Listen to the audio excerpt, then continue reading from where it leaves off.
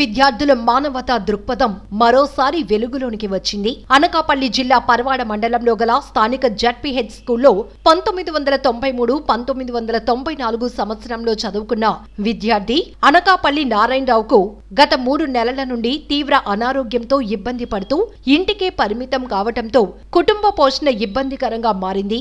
ఈ విషయం ఆలస్యంగా తెలుసుకున్న తోటి విద్యార్థులంతా కలిసి నారాయణరావు ఇంటికి వెళ్లి పరామర్శించి మేమంతా ఉండగా నువ్విబ్బంది పడకూడదనే ఉద్దేశంతో మన విద్యార్థులతో మాట్లాడి నీకు సాయం చేస్తానని ధైర్యం చెప్పి వచ్చారు.